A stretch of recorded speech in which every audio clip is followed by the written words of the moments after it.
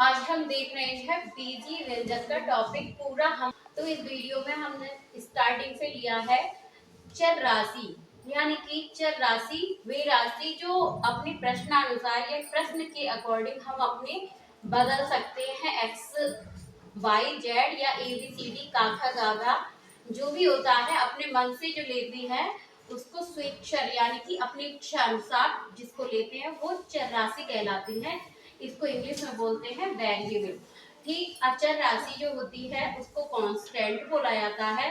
तो कांस्टेंट का मतलब वे राशि जिसको अपनी इच्छा अनुसार हम नहीं बदल सकते। 1 की जगह हम 2 या 3 नहीं लिख सकते।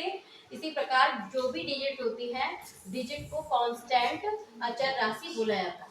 बीजीय व्यंजक चर व अचर राशि को दोनों को जब कोई संक्रिया होती है इन दोनों को मिला के तो हमें क्या प्राप्त होता है, बीजीय व्यंजक किसी की गणना बनती है। आप आगे बताएंगे हम इसके बारे में। आगे हम देखते हैं, अभी हमने बीजीय व्यंजक की परिभाषा देखी, आगे देखेंगे हम पद यानी कि टर्म क्या होता है।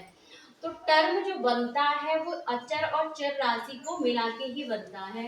एक्स यहाँ कांस्टेंट 1 हो जाएगा और ये वेरिएबल हो जाएगा, यानी कि 1 हमारी अचर है और एक्स हमारी चर राशि है। आया समझ में? ठीक, और इसका एग्जांपल लिए यहाँ 2 हमारा कांस्टेंट है और x हमारा वेरिएबल है यानी कि चर राशि है और ये अचर राशि।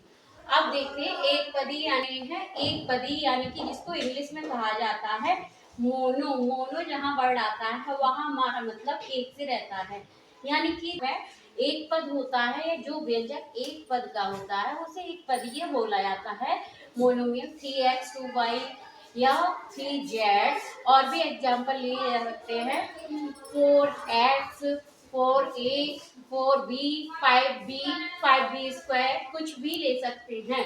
इसको हम मोनोमियल अर्थात पदीय हम देखते हैं। मोनोमियल के बाद बाई वर्ड जो होता है वो 2 से संबंधित होता है, यानी कि जहां पर भी बाई आ जाए बी और आई बी वाई अलग हो जाएगा तो द्विपदीय यानी कि 2 पद वाला व्यंजक द्विपदीय कहलाएगा। हमने एग्जांपल ले रखा है 2y + 1 और 2x + 2y।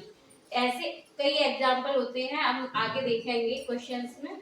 आप देखते हैं त्रिपदीय, ट्राई वर्ड 3 के लिए लिया जाता है, जैसे ट्राई एंगल यानी कि 3 कोण वाला।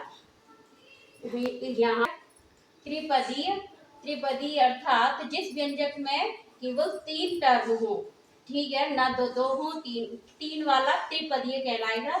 हमने एक ही एग्जांपल लिया x² + y।